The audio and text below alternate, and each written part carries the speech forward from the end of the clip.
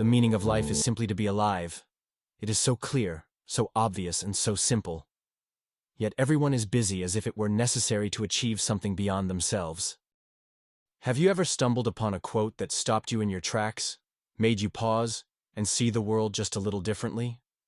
Maybe, without even realizing it, you've already encountered the voice of Alan Watts, a philosopher, whose words ripple through social media feeds and late-night conversations alike.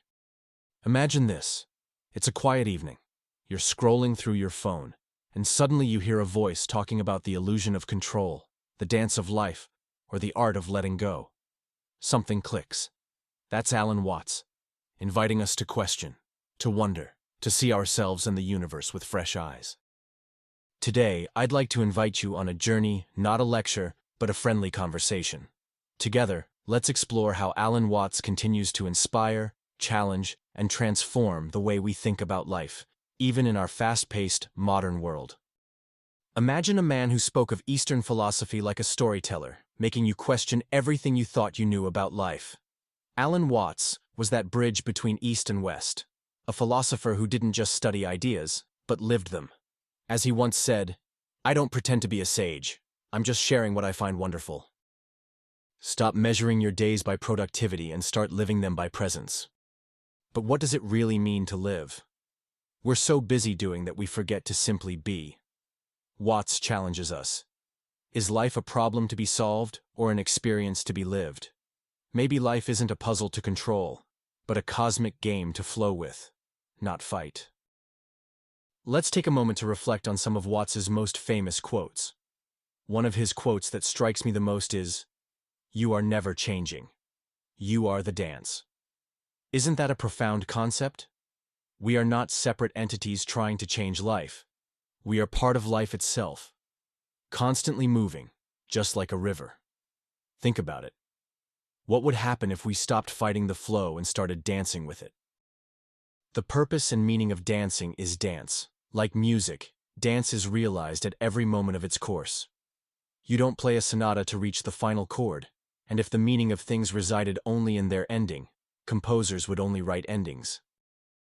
This reflection by Alan Watts is like a seed that, if planted in our memory, can give life to sweet and meaningful fruits. Living the path itself is infinitely more rewarding than aiming for a success or goal. It is in the experience of each moment, in the connection with the present, that we find the true awareness of existence. Detachment means having no regrets for the past nor fears for the future, letting life take its course, without interfering with its movements and changes, not trying to prolong the permanence of pleasant things, nor hasten the departure of unpleasant things. To do this is to move through time with life, to be in perfect accord with its changing music. All this is called enlightenment. These words by Alan Watts capture the essence of a fundamental teaching, the art of detachment. It is not about emotionally separating yourself from life, but about learning to embrace it without resistance, living in the natural flow of time. The detachment Watts describes is not renunciation, but a harmonious acceptance of the transience of things. Life is in constant transformation, and humanity often clings to the past or fears the future.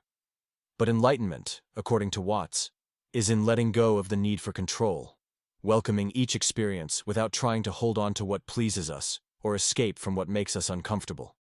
The idea of moving through time with life suggests that the human being must flow like an ever-changing melody, adapting to change without resistance.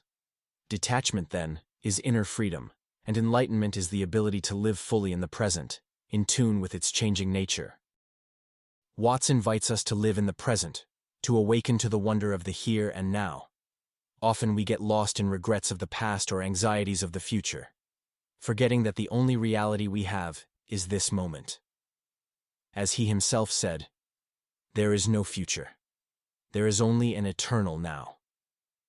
How many times, in your day, do you find yourself putting off happiness or peace, thinking that it will come later? Instead, according to Watts, life happens now, right as we listen to these words, breathe, and connect with what surrounds us. And you, what do you think? Have you ever stopped to consider how often your mind projects elsewhere? Let's try a presence exercise together. Take a deep breath, and let go of everything that is not this moment. It seems simple, but the real challenge is to be able to stay here, right here. Watt warned us against the illusion of being able to control everything. Remember, he said, the most important thing is to realize that we are already free. Maybe we need to hear it again. We are already free. Our minds create prisons and cages. But what if we let go of this need for control? Is it a scary thought or a liberating one? What if we lived like a flowing river without resistance? At the end of this journey into Alan Watts's thought, what did you get out of it? Did it change your outlook on life, even just a little? If you're curious, I invite you to take this philosophy with you and experiment with it in your daily life.